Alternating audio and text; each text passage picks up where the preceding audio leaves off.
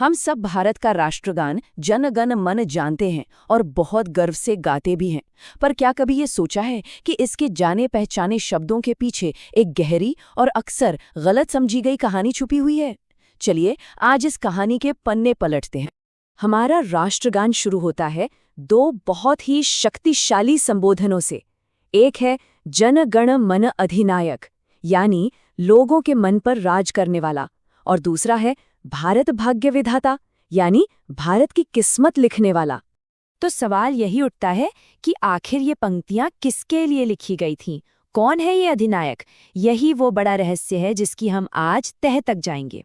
तो इस पूरे मामले को समझने के लिए हम इन सभी पहलुओं पर एक एक करके गौर करेंगे। चलिए सबसे पहली और सबसे मशहूर थियरी से शुरू करते हैं।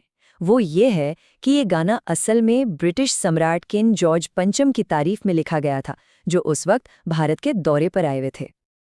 अब देखिए, ये जो ऐतिहासिक घटनाएं हैं, इनकी टाइमिंग, इसी ने इस पूरे विवाद को हवा दी।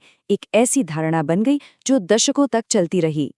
उस दौर के ब्रिटिश प्रेस ने इस बात को और भी फैलाया। एक सॉस का तो ये भी कहना है कि ये एक तरह की सोची समझी चाल थी, ताकि भारतीयों के मन में अपने ही राष्ट्रगान को लेकर एक शर्म या हीन भावना पैदा हो।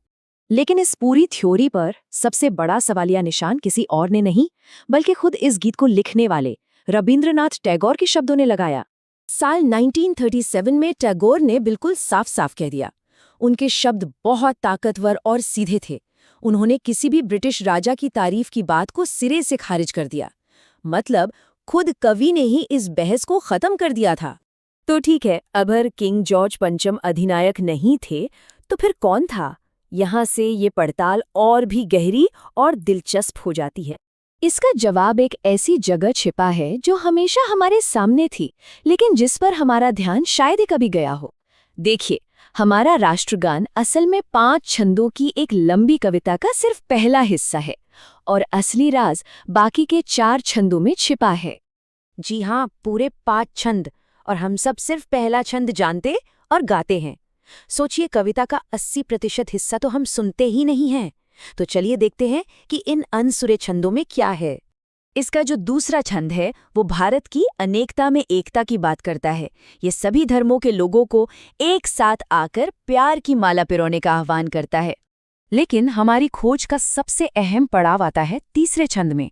इसमें कुछ ऐसे शब्द हैं जो पहचान का सबसे बड़ा सुराग देते हैं। अब हम इस तीसरे छंद की भाषा में थोड़ा और गहरा उतरेंगे, ताकि राष्ट्रगान की असली पहचान के इस कोड को क्रैक कर सकें।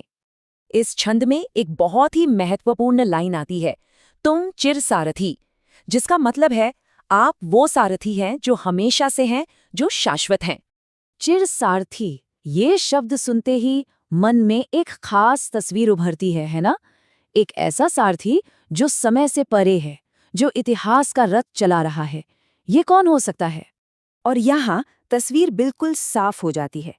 एक तरफ राष्ट्रगान में चिर सारथी का जिक्र, और दूसरी तरफ भगवद गीता, जहां भगवान कृष्ण खुद अर्जुन के सारथी बनते हैं और कहते हैं कि वो धर्म की स्थापना के लिए हर युग में आते हैं। ये कनेक्शन बहुत ही जबरदस्त है।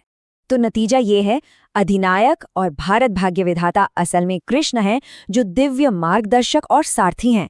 टैगोर ने सीधे सीधे किसी भगवान का नाम नहीं लिया, लेकिन रथ, शंख और युगे युगे जैसे शब्दों का इस्तेमाल करके उन्होंने इशारा बिल्कुल साफ कर दिया। तो अब जब ये गुत्थी सुलझ गई है, तो सवाल ये है कि ये जानकारी हमारे राष्ट्रगान को देखने का नजरिया कैसे बदल देती है। जाने माने इंडोलॉजिस्ट डॉक्टर कोएनराड एल्स्ट के मुताबिक जनगण मन पश्चिमी सेक्युलर गानों जैसा नहीं है। पश्चिमी गान सिर्फ देश या राज्य की बात करते हैं, भगवान या राजा से बचते हैं। पर यह पूरी कविता राष्ट्र और ईश्वर दोनों पर बराबर केंद्रित है। तो चलिए फटाफट से सब कुछ समेट लेते हैं। ये गान किंग जॉर्ज के लिए नहीं था। इसके 5 छंद हैं जो इसका असली मतलब बताते हैं, और इसमें चिर सारथी जैसे प्रतीक हैं जो भगवान कृष्ण की ओर इशारा करते हैं। ये गान एक दिव्य शक्ति के मार्गदर्शन में अनेकता में एकता का संदेश देता है। और आखिर में ये सब हमें एक बड़े सवाल पर छोड़ जाता है। जब हम किसी राष्ट्रीय प्रतीक के पीछे की पूरी और सच्ची कहानी जान लेते हैं, तो क्या उसके लिए हमारा सम्मान और हमारे मन में उसका अर्थ और भी ज्यादा गहरा नहीं हो जाता?